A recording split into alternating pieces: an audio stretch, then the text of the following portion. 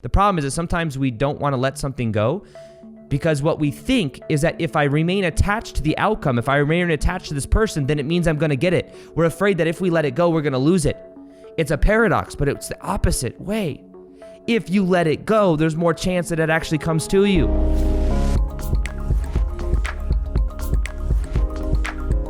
The degree to which you can let go of trying to control outcome, the degree to which you can let go is the degree to which you will receive. And a big part of this is letting go of desire, letting go of want, which is completely the antithesis of what they teach you in most law of attraction teachings, in most of that of them, like the movie The Secret.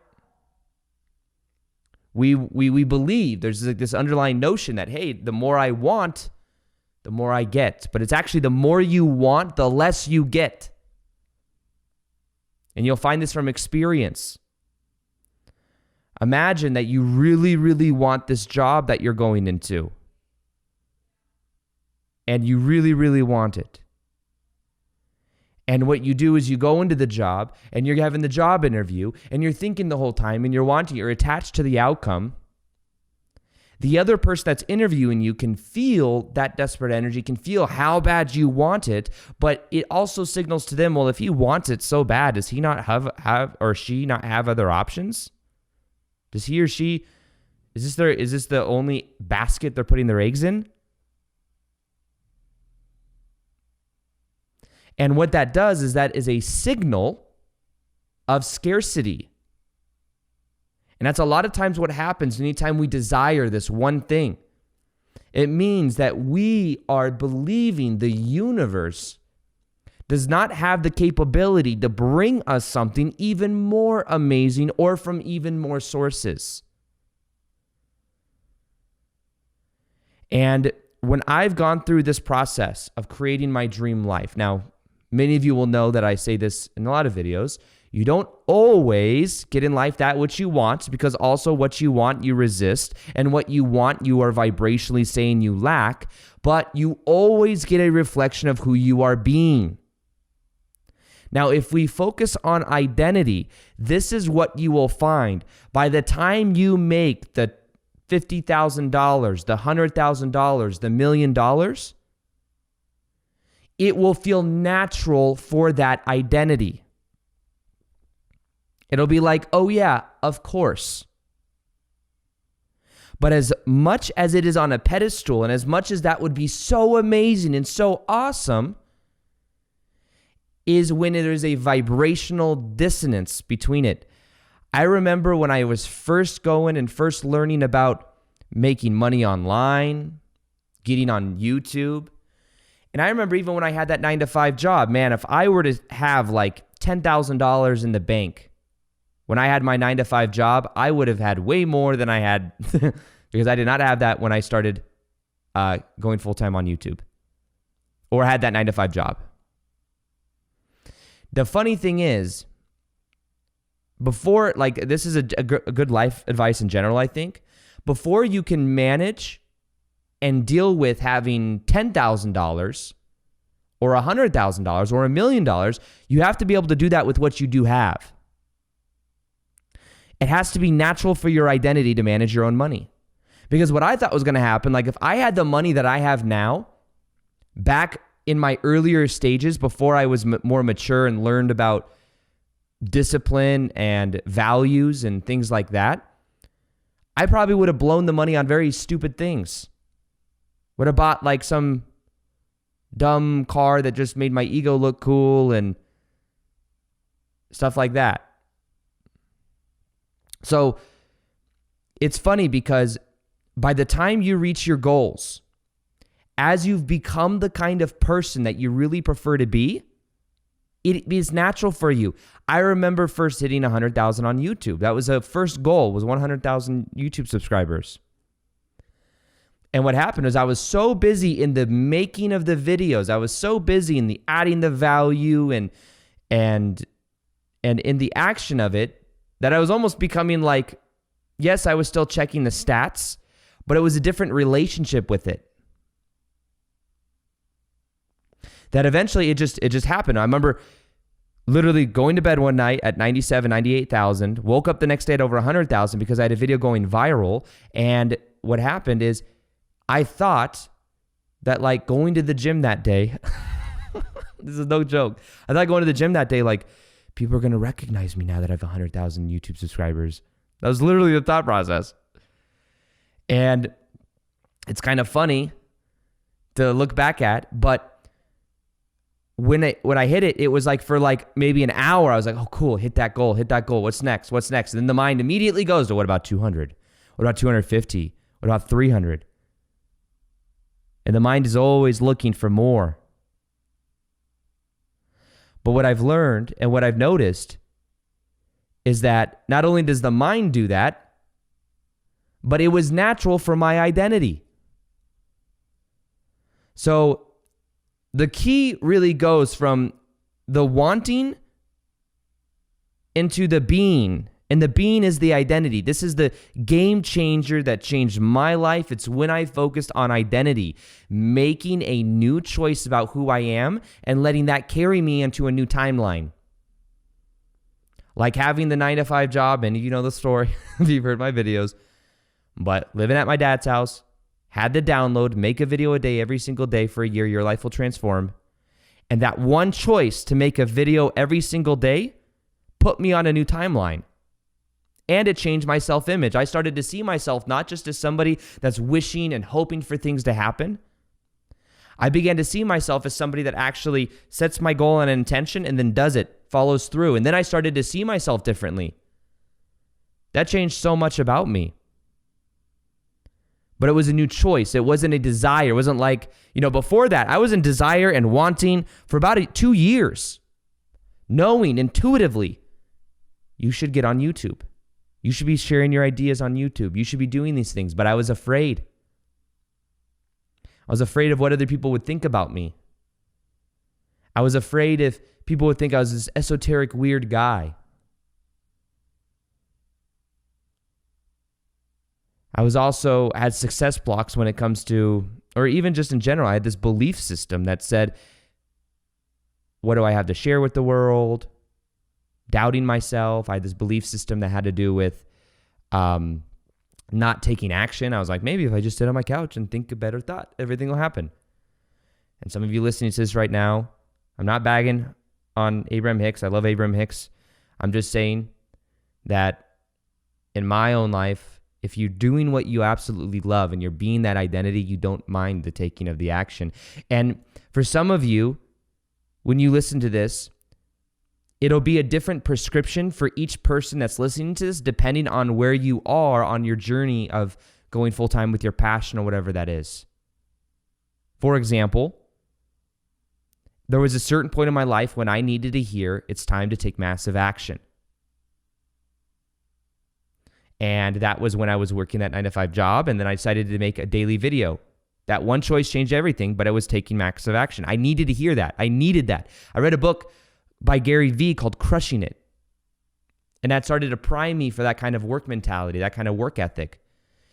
And as I started to be that way, that was what I needed to hear. And then for 3 years, that was my mentality, working hard, making a video every single day on YouTube, traveling here and there. But then I went to Costa Rica, did plant medicine, Vasca.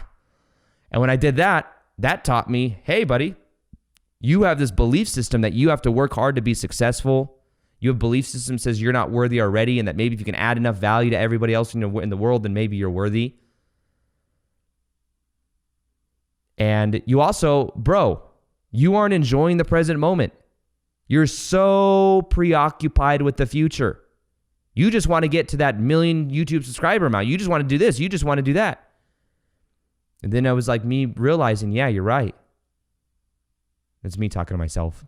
But it's me realizing, this served me for a period of time, the work hard mentality. Now it's more about alignment, working in alignment.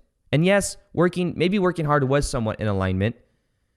But then it served me, but it didn't serve me. Because I was working hard and I had this, and there was other things I wanted to do, but I felt such an internal pressure to do. And the more I let go and the more I started trusting the universe, guess what? The more amazing things began to come into my life. Now, in general, think about this too. I wish I could show you guys, I mean, this is on the podcast, but there's the levels of consciousness, and I'll just kind of explain it so you can kind of paint a picture of the visual, but I'll kind of explain, like, there's 3 different levels of this. And I want to share that with you because this is going to change the game for you. I really think that this simple understanding right here can completely transform your life. At the bottom of the scale of consciousness, you have shame, guilt, fear, anger. These are different emotions. Then above that, you have willingness, acceptance, reasoning. Reasoning is the intellect of the mind. And then it's love, joy, peace, and enlightenment.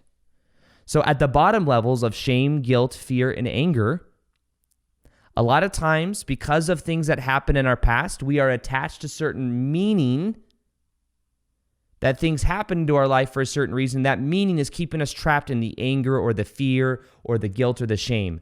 We're attached to what is called a positionality. I used to be angry at my ex-stepmom because I didn't have a childhood. And my ex-stepmom brainwashed my brother and I not to have a relationship with our real mom until the divorce happened when I was 15. Then we had a relationship with our real mom again. But I was angry at that whole situation. Why? Because I was attached to the positionality, to the position. That should not have happened. This is the meaning I was giving to it. And I was feeling in that lower vibrational emotion. I was also very much feeling unworthy because of the pain and the abuse of my ex-stepmom. So I didn't feel worthy. So here I am wanting to make YouTube videos, wanting to share these ideas with people, but there's something stopping me. What is it? Why do I feel like I can't take action? Why do I feel like I can't add value? Well, it's because these emotions are suppressed inside of me and I wasn't able to let them go and be free and do those things that I wanted to do. So a lot of what that had to do to transform this level was about me becoming aware of the meaning to these things. Now, one of the meanings I realized was because this was leading me to, that led me to feeling unworthy and all these things. But when I changed the meaning and realized that it led to my spiritual awakening, that was a huge transformational moment. All the pain of the past began to transform. And when that happened, I started to become more emotionally free. I started to raise my vibration. I realized the more you raise your vibration up the scale, the easier it is to manifest and the less you have to desire at all because you're more in alignment. That's the name of the game. Not desire, not wanting. It is alignment and being. Being. Now, when we talk about desire is at 125. It's over fear. And this is why it's so close to fear on the levels of consciousness. If you really want something, you really desire it, and you crave it, you are attached to it, and you are fearful that it could leave you. You are fearful and at the mercy of whether it is here or not. 100 on the scale of consciousness goes from 0 to 1,000. 100 is fear, 125 is desire. That is why people block things in their life. And that's what I did for such a long time. And think about it. If the key is having a belief in yourself or a belief in something, we know beliefs create our reality. Whatever we believe to be true is being reflected back.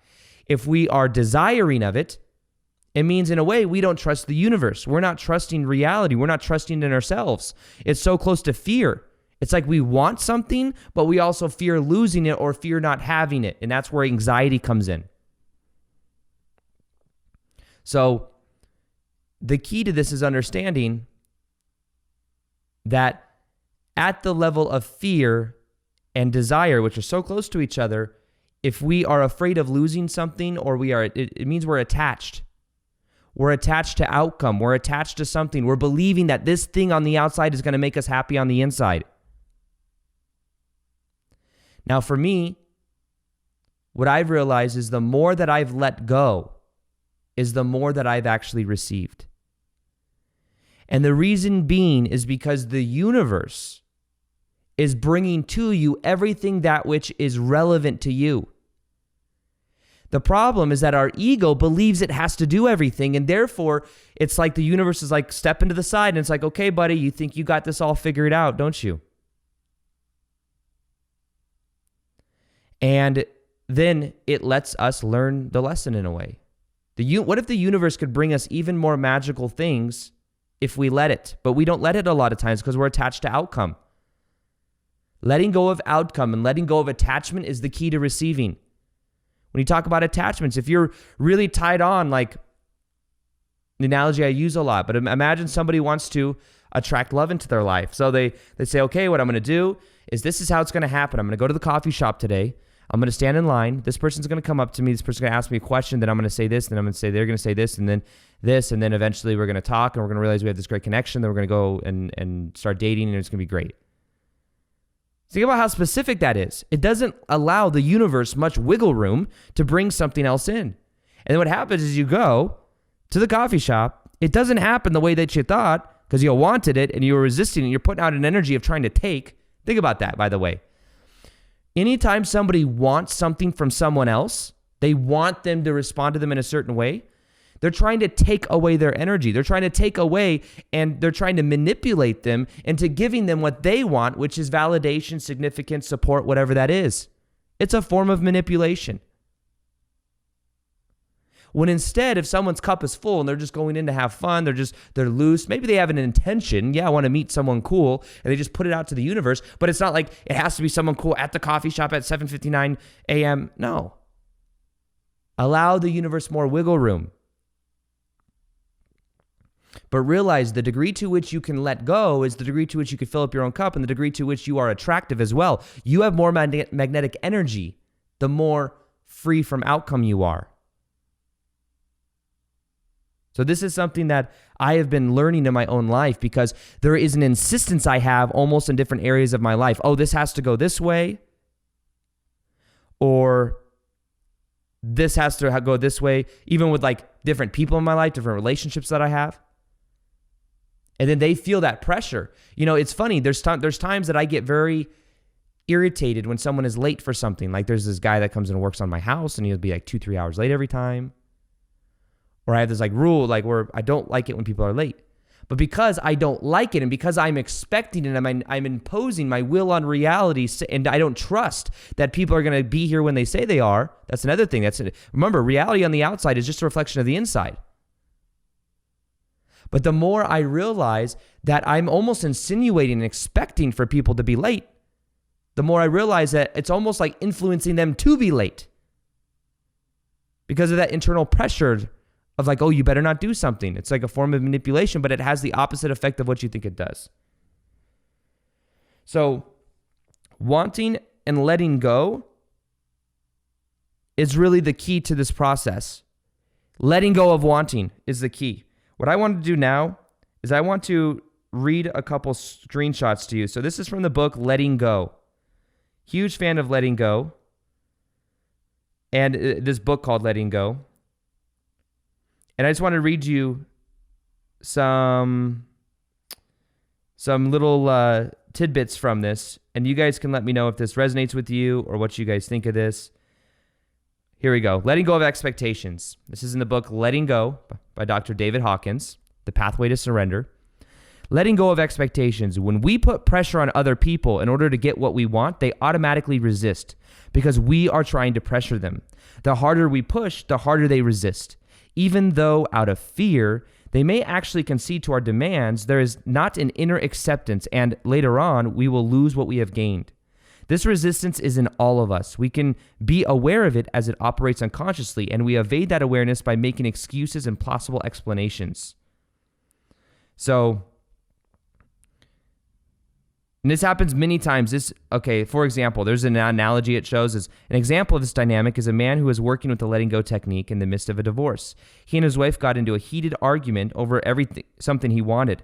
She kept saying no to his requests, so in the middle of it, he surrendered to the object that he wanted.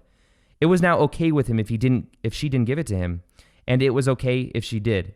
The instant he let go of it in his mind, she suddenly turned to him and offered not only to give it to him, but to have it packed and to ship to him as well. Think about that. How many times, I cannot tell you, by the way, how many times in my own life I have had something that I wanted or something that I wanted to go a certain way. And the moment I let go of it is the moment it came to me. Within minutes sometimes. I'm not with days, within minutes. The more I have let go is the more that it actually comes in. Here's another little segment from a completely different part of the book. That which we want, desire, and insist upon from another person is felt by them as pressure. Oh, wait, that was it. The motivate ourselves. Oh, it is a different part. In the example above, both persons are looking for acknowledgement. Okay, so there was an example of a wife coming home from work, wanting the husband to recognize her for like doing a whole bunch of things around the house, and he was just in his own world. And because she wanted it from him, he was resisting giving it subconsciously, and it just kind of was going on both of each other's grudges with each other, how that impacted them energetically. So it says something kind of similar. I thought it was almost the same thing because it's the same wording, but that which we want, desire, and insist upon from another person is felt to them as pressure. They will therefore unconsciously resist. In the example above, both persons are looking for acknowledgement. They want it, desire it, but block it in each other. Each side feels pressured and consequently resistant. The resistance is because pressure is always felt by us as denial of our choice. It is felt as emotional blackmail.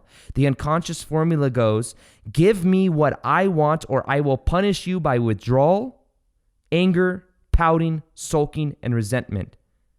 We all resent feeling emotionally blackmailed. We all know the resistance we feel when we become aware that somebody is fishing for a compliment. And the same resistance goes on unconsciously as well as consciously. When we are motivated by self-sacrifice, we are pressuring the other person. Even if we force an acknowledgement, it will be a disgruntled one. A forced compliment does not satisfy. Part of the anger here arises from the pride of self-sacrifice. We have a certain secret vanity about what we are doing for others, and pride of achievement makes us vulnerable to anger when our sacrifice is not realized. So think about that. The more we want, the more we are pressuring someone else to do something, the less we are giving them their power to make the choice, the freedom to make the choice. You see, wanting is a pressure feeling. And now think of it like this. When we want something from the universe, we are doing the same thing to the universe.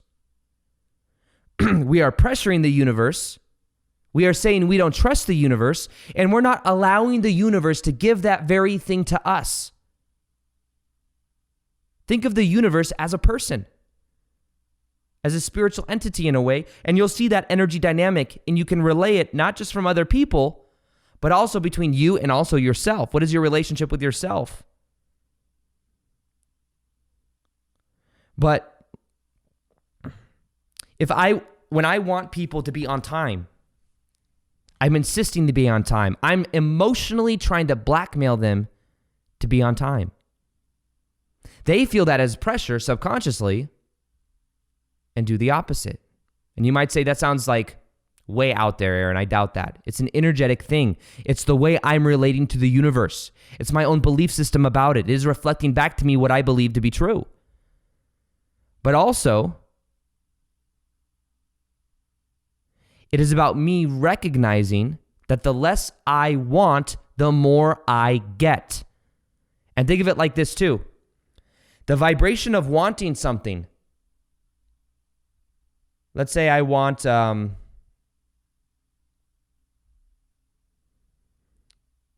if somebody is saying, I want love. It's the most common one I think that people reach out to me for, is understanding more about that. I want love. I want love. I want love. And you keep saying that. First off, it's ridiculous because the love already exists inside of us once we really understand who we are and how it works. But if we're saying I want it, it means we don't have it. Now, if you were to look at the version of you that is in a loving relationship with yourself, but also maybe a loving relationship with someone else, that version of you, it is natural to have love. It's not on a pedestal. It's not this amazing, oh my gosh, thing. It's like, it's natural. My cup is full. I know my own sense of value and worth. And of course, I'll be spending that time with somebody else. You see the difference in the energy? Wanting and being are two totally separate realities. If you want love, it means you don't have the love currently. But when you realize that love is who you are, when you realize that you fill up your own cup and you focus on the love within yourself and your relationship with yourself, of course, it is natural for you to attract a loving relationship because it's who you are.